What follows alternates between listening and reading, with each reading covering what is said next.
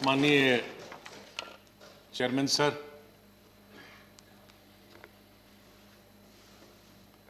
आपने, माननीय प्रधानमंत्री जी ने, माननीय डिप्टी चेयरमैन साहब ने और मेरे जितने भी यहाँ साथी हैं, उस तरफ के या इस तरफ के, सत्ताधारी पार्टी के या विपक्ष, और विशेष रूप से आपने और माननीय प्रधानमंत्री जी ने जिस तरह से भावुक होकर मेरे बारे में कुछ शब्द बताए,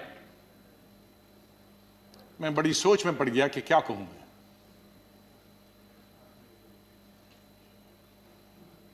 मैं इन 41 वर्षों में जो मेरा लेजिस्लेटिव कैरियर रहा, 28 साल इस हाउस में, 10 साल लोकसभा में, 3 साल जम्मू कश्मीर की असेंबली में, तो ये कहूंगा कि महाराज से जीत के आके मैं कभी इधर से निकला, इधर डूबा, इधर डूबा, उधर निकला, उधर डूबा, इधर निकला, ये मेरा जीवन ऐसे ही रहा और संघर्ष का जमाना रहा। और मैं आज बहुत सारी चीजों को छोटा करने के लिए कुछ शेरों में ही खत्म करते हैं। शायर जो होते हैं उनमें एक बड़ी ताकत होती है उनके शेरों में कि हम लोग अगर 10 घंटे का भाषण दें तो वो 2 शेर में खत्म कर देते हैं उसको। तो मैं उसका फायदा उठाना चाहता हूं, वरना अगर मैं इतने 41 साल के इस अनुभव को अगर कहना चाहूंगा तो बहुत समय लगेगा, कई हफ्ते महीने लगेंगे। लेकिन शुरू में करूंगा जिस बात से मैंने पॉलिटिकल कैरियर शुरू किया है, स्टूडेंट लाइफ। और कश्मीर में, जम्मू कश्मीर में मेरा, हालांकि मैं जम्मू से हूं, लेकिन मेरा डिस्ट्रिक्ट में, शमशेर सिंह जी जानते हैं, मुस्लिम मेजॉरिटी डिस्ट्रिक्ट, उसका असर कश्मीर का ज्यादा होता है, जम्मू का कम असर पड़ता, विशेष रूप से मुस्लिम्स में। और उसके बाद कॉलेज और यूनिवर्सिटी तो मैं कश्मीर में ही पढ़ा। और गांधी को पढ़ता था मैं, नेहरू को पढ़ता था, मौलाना आजाद को पढ़ता था, इन 3 की। तो जो मैंने सीखा है देशभक्ति का स्कूल से लेकर, और वो देशभक्ति आज उन नौजवानों की नजर में जो सियाचिन में है, जो जम्मू कश्मीर में कई दशकों से है, ठंड में है, बर्फ में है, उनके नाम से शुरू करता हूं मैं। खून की मांग है इस देश की रक्षा के लिए, खून की मांग है इस देश की रक्षा के लिए, मेरे नजदीक की कुर्बानी बहुत छोटी है, दे दो। ये मेरे मन में बचपन से और स्कूल से ये बात रही। और जब मैं कश्मीर के सबसे बड़े college, SP college, Shri Pratap college में पढ़ता था, मुझे याद है वहां 14 अगस्त भी मनाया जाता था और 15 अगस्त भी मनाया जाता था हमारे कॉलेज में। और 14 अगस्त तो आप जानते हैं किसके लिए मनाया जाता, और मेजॉरिटी उनकी थी जो 14 अगस्त को मनाते, और बहुत कम माइनॉरिटी थी दर्जन के अंदर, जिसमें मैं भी था और मेरे दोस्त थे जो 15 अगस्त में स्टाफ के और प्रिंसिपल के साथ रहते थे। और उसके बाद हम 1 हफ्ता कॉलेज नहीं जाते थे क्योंकि पिटाई होती। तो उस वक्त से निकलकर हम इस सोच के आए हैं जिस सोच में आज हम सब हैं।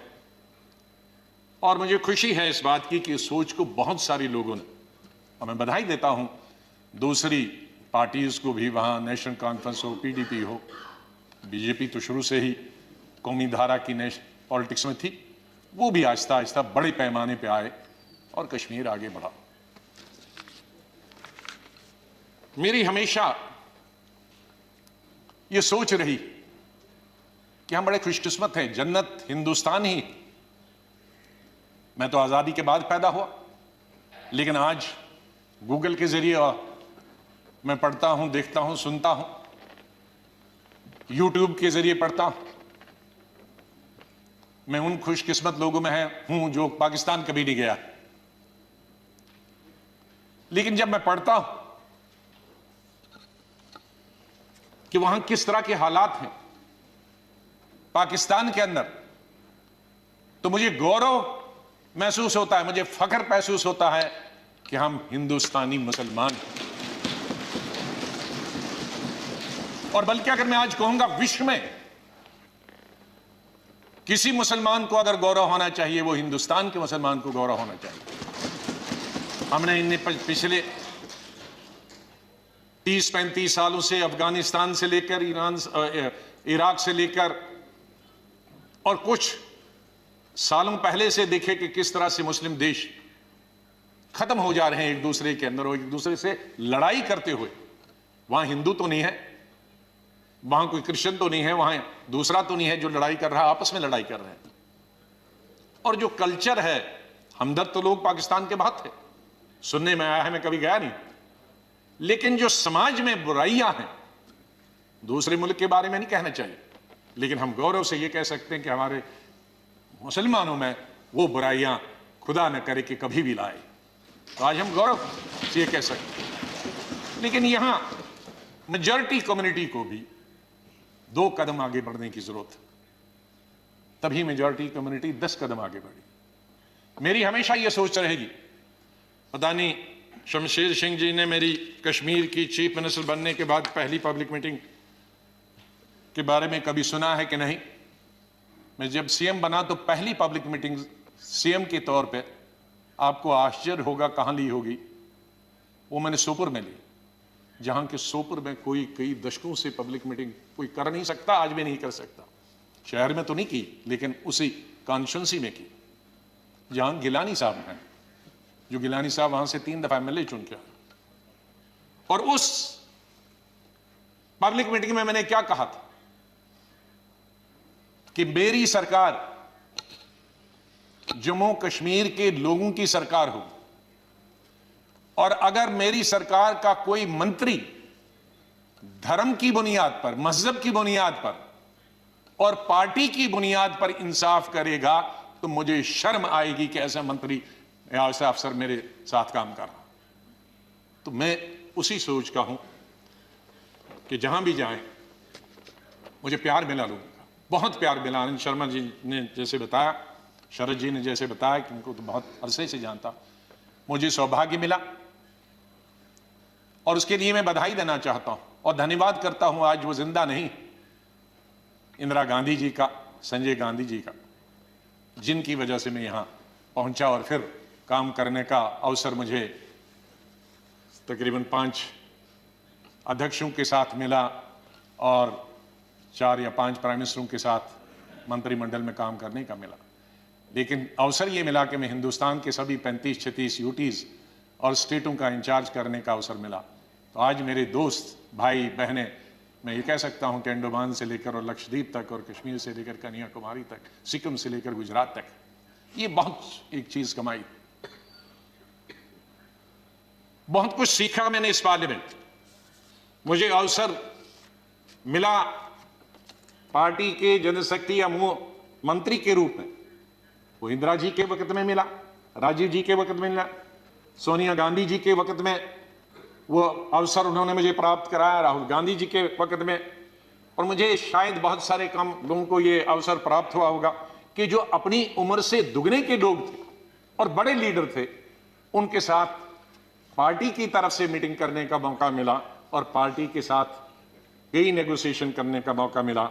उनमें ज्योति बसु जी थी, करुणानिधि जी थे, जयललिता जी के साथ मैंने अलायंस किया, करुणाकरण जी थे, चंद्रशेखर जी थे, देवीलाल जी थे, मुलायम सिंह यादव जी थे, प्रकाश सिंह बादल जी से अलायंस तो नहीं किया, लेकिन कई चीज़ें, जब मैं मिनिस्टर ऑफ स्टेट होम था तब कई मीटिंगें हुई। मैं जब देखता था implementation of Punjab accord, Assam accord, ये देखता था। IK गुजराल साहब से, शुभू सोरेन जी से, शहाब तंगल जी से, मुपनार जी से, फारूक साहब से, मुफ्ती साहब से, ये सब लोगों के साथ कई दफ़ा, और यही वजह है कि यहां भी उसी तरह से मैंने चलाया। 3 प्राइम मिनिस्टरों के साथ मैं पार्लियामेंट्री अफेयर्स मिनिस्टर रहा। मैं उस बात को भूल नहीं सकता कि इंदिरा जी फोतेदार जी और हमें बताती थी। फोतेदार जी पॉलिटिकल सेक्रेटरी थे, मैं यूथ कांग्रेस का प्रेसिडेंट था। कहा जरा अटल जी से भी संपर्क में रहा करो। बीजेपी ने उन्होंने कहा अटल जी से संपर्क में रहा करो। तो वो इस सोच की थी। बाद में राजीव जी जब प्राइम मिनिस्टर बने तो उन्होंने कहा भाई अब विपक्ष के जो लोग हैं उनके पास तो 2 एमएलए एमपी हैं, हमारा इतना बहुमत, उनको भी तो अपनी कॉन्स्टिट्यूंसी का काम करना होता होगा, उनसे भी जरा पूछा करो। जब पार्लियामेंट्री अफेयर्स मिनिस्टर बना मैं उनके वक्त में राजीव गांधी जी, तो फिर एक दफा फिर याद दिलाया कि आप बहुत सारे काम अपनी पार्टी के कराते हो, विपक्ष के भी कुछ करते हो। मैंने कहा मैं बिल्कुल उनके भी पूछता हूं, जो जो बताते हैं, हर चीज आपको बताने की जरूरत नहीं, हम अपने लेवल पे करते हैं। और बाद में मैंने यही चीज माननीय अटल बिहारी वाजपेयी जी से सीखी। 5 साल 91 से 96 तक मैं पार्लियामेंट्री अफेयर्स मिनिस्टर रहा और भी पोर्टफोलियोज थे मेरे पास। और अटल जी विपक्ष के नेता रहे। हमारे पास बहुमत नहीं था और अलायंस भी नहीं था, माइनॉरिटी गवर्नमेंट थी। और उस माइनॉरिटी गवर्नमेंट में अटल बिहारी जी वाजपेयी जी विपक्ष के नेता हो, यह हाउस चलाना कितना आसान मुश्किल हो सकता। लेकिन मैं कहूंगा कि सबसे आसान हाउस चलाना उन 5 साल में मुझे अटल जी की लीडरशिप हो। और उनसे सीखा मैंने कि किस तरह से हल निकाला जा सकता, विपक्ष की भी बात रहे और सरकार की भी बात रहे। मैंने अपने एलओपी के जमाने में यह कोशिश की कि हम यहां आए हैं, लोगों ने हमको चुना है कानून बनाने के लिए, लोगों ने हमें चुना है कई मसलों का समाधान निकालने के लिए, हल निकालने के लिए, उनकी मुश्किलात, उनके लिए रोजगार पैदा करना, एम्प्लॉयमेंट करना, डेवलपमेंट करना, विकास करना, सड़कें, नहरें, स्कूल, कॉलेज, अस्पताल बनाना, बिजली पैदावार करना। तो अगर हम हर वक्त ये आपस में ही लड़ते रहे, झगड़ते रहे और वो कानून पास नहीं होंगे तो लोगों का विश्वास हमसे उड़ जाएगा। इसलिए जब भी मैं अपने साथियों को भी समझाता था कि इसको मिक्स करो, एक आध दिन विरोध दिखाओ, एक आध दिन झगड़ा करो और बाकी दिन डिस्कशन करें। ये मैंने हमेशा प्रयास किया अपने। मैं धन्यवाद करता हूं हमारे उस तरफ के भी साथियों को जिन्होंने, और इस तरफ के सभी लीडरों को जिन्होंने उस प्रयास में पूरा अपना सहयोग दिया। मैं अपनी बात गृह मंत्री जी को स्टेटमेंट देना था, मैं उनका धन्यवाद करता हूं। और सबसे ज़्यादा धन्यवाद मैं प्राइम मिनिस्टर का करता हूं कि आपने सबको सुना, आपने इतना समय 2 घंटे से ज़्यादा यहाँ समय दिया। आप बहुत भावुक हुए और सच है, हकीकत। अगर सच बताएं सर, मेरे माता पिता की जब डेथ हुई मेरे आंखों से आंसू निकले, लेकिन मैं चिल्ला के रो नहीं पाया। मैंने जिंदगी में सिर्फ चिल्ला के रोया। और जब रोता है इंसान तो वो कोई चिल्ला के रोने के लिए तो आपको आर्टिफिशियल होने की जरूरत नहीं।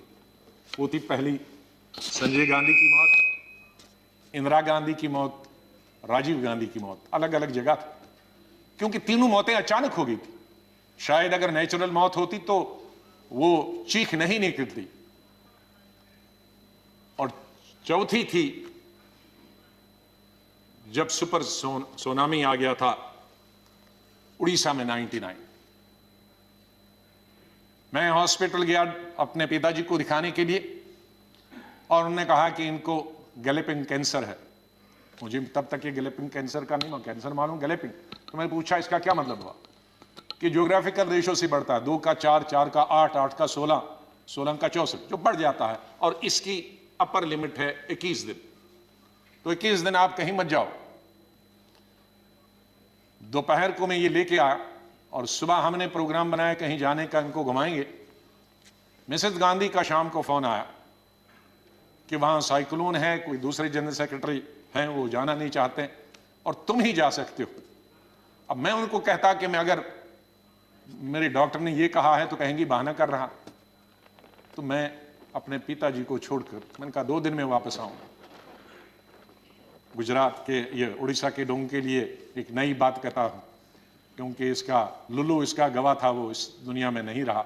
हमारे कांग्रेस का यंग लीडर था, यूं बहुत हाउस होल्ड नेम है आज भी। उड़ीसा जब एयरपोर्ट पे पहुंचा तो 1000 आदमी था, लड़के लड़के। तो कहा सर पैदल चलना है, क्योंकि सारे पेड़ जो हैं, शहर पानी में है और सारे पेड़ सड़कों पर है, तो ये 10-12 किलोमीटर पैदल चलना। चले हम। तो सबसे बड़ा काम क्या था पहला, और मिनिस्टर कोई नहीं, चीफ मिनिस्टर भागे थे, मिनिस्टर भागे थे, कोई एडमिनिस्ट्रेशन, कोई। दुकानें तोड़कर मैंने उनकी लिस्ट बनाई पुलिस की मदद से कि उनको पैसे देंगे। बाद हमने हथियार लिए जंगल काटने के, 3 रातें और 3 दिन। और अटल जी से जाते ही मैंने फोन पे संपर्क किया, अटल जी प्राइम मिनिस्टर, कि ये स्थिति है और हम सड़क तैयार करेंगे, तब आप आइए ताकि हम वहां समंदर तक पहुंच जाएं। 3 रात और 3 दिन हम तकरीबन 1000 लड़के यूथ कांग्रेस के मैंने लगाए काटने में और सड़क। फिर पीएम को फोन किया, फिर वो हेलीकॉप्टर से आए, फिर उनसे राशन मंगाया, फिर उसके बाद मैंने सोनिया गांधी जी को कहा। और वहां में रोया जब मैंने लाशें देखी, सैकड़ों लाशें तैर रही थी जब हम समंदर के किनारे तक पहुंचे, वहां में चिल्ला के रोया। वो 4थी दफा था। और 5वीं दफा जिसका उल्लेख माननीय प्रधानमंत्री जी ने किया और वो भावुक हुए।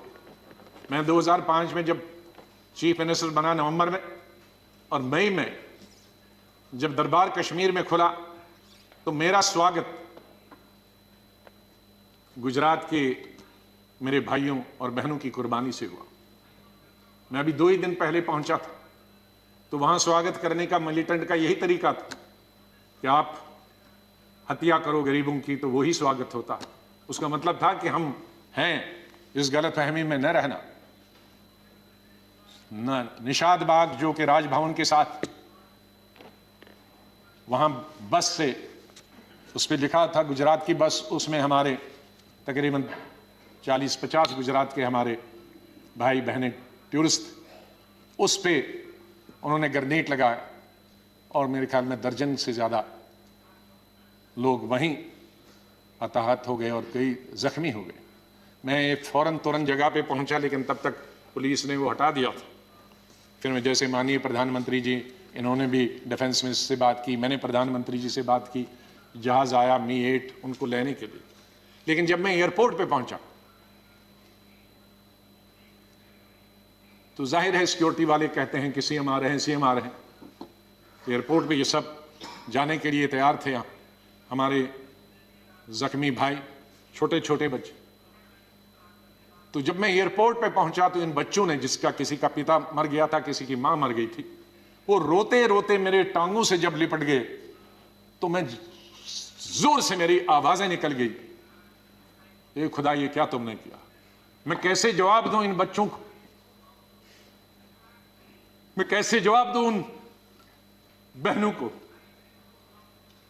जो यहां तफरी के लिए आए थे, सैर के लिए आए थे, और आज मैं लाशें लेकर इनके हवाले कर रहा हूं उनके माता पिता की। तो ये भावुक होने की जरूरी बात है। आज हम ये अल्लाह से, भगवान से यही दुआ करते हैं कि इस देश से मिलिटेंसी खत्म हो जाए, इस देश से आतंकवाद खत्म हो जाए।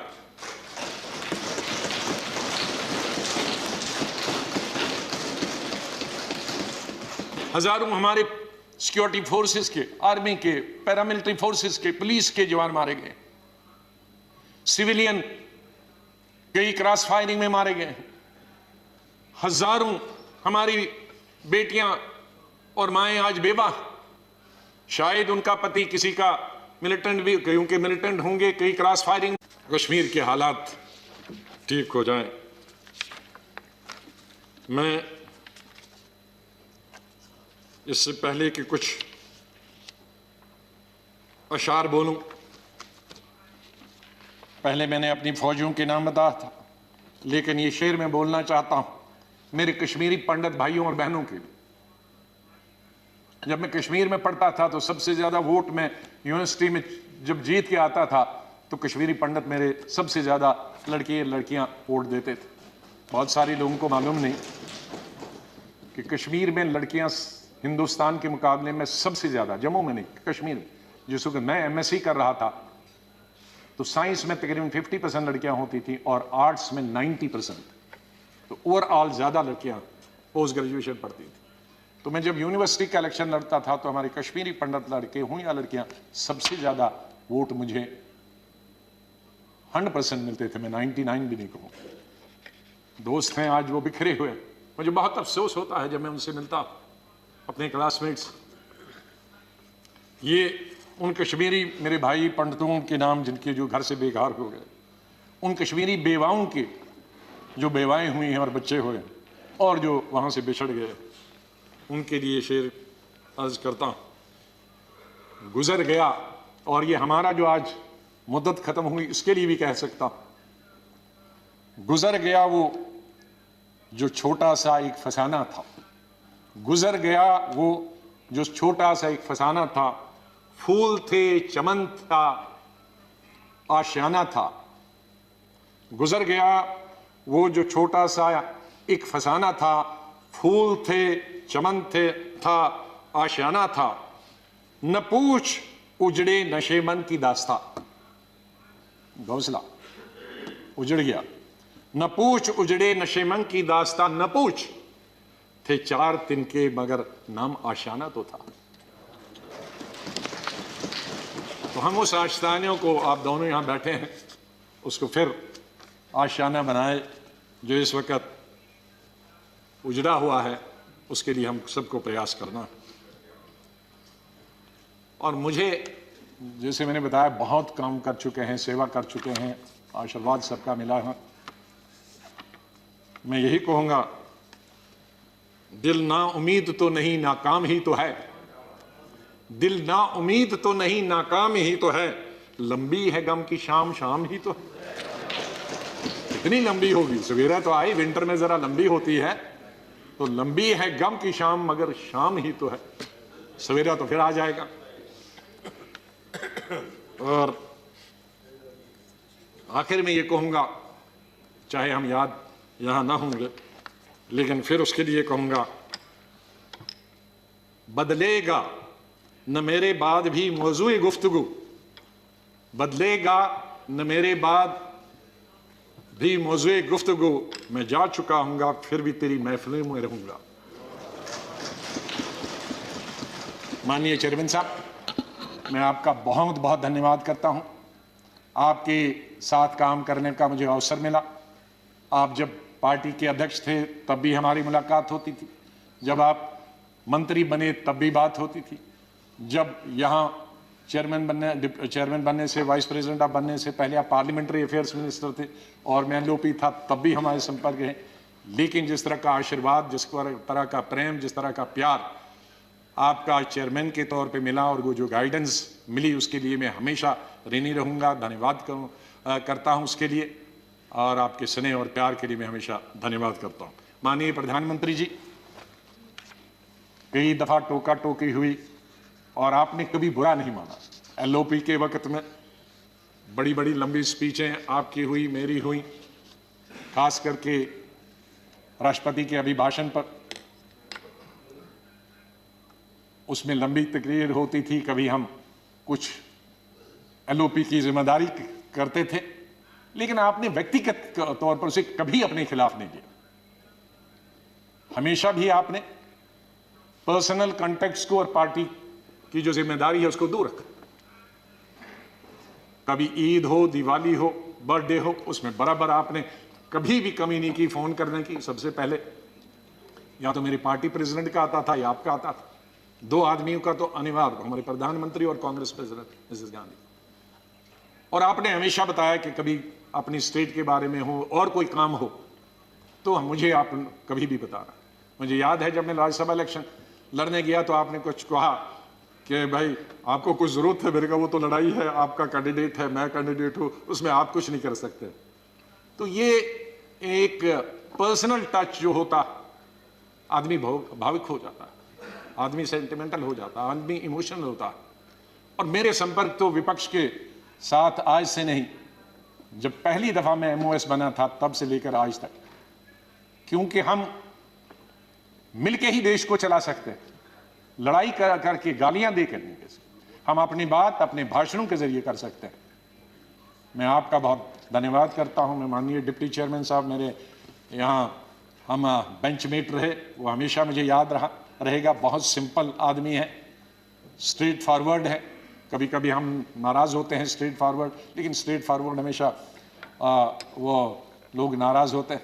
और शरद पवार जी से लेकर और यादव जी से लेकर और सब लोग हमारे लीडरों का तो मैं बहुत ही धन्यवाद, सब लेफ्ट राइट एंड सेंटर, नाम क्योंकि कुछ लूँगा तो बहुत सारे हमारे साथी नाराज़ होंगे, तो चेयरमैन साहब से लेकर और प्रधानमंत्री जी से लेकर मैं सेक्रेटरी जनरल साहब का कैसे और सेक्रेटरीट का कैसे धन्यवाद कर सकता हूँ, मुश्किल है करना, क्योंकि इनका सहयोग मिला बहुत हमेशा। हर वक्त जब भी हमने कुछ चाहा इंफॉर्मेशन पार्लियामेंट की या कोऑर्डिनेशन के बारे में आप तक पहुंचने की बात की, तो सेक्रेटरी जनरल साहब ने और सेक्रेटरीट ने हमने हमेशा हमारी मदद की है।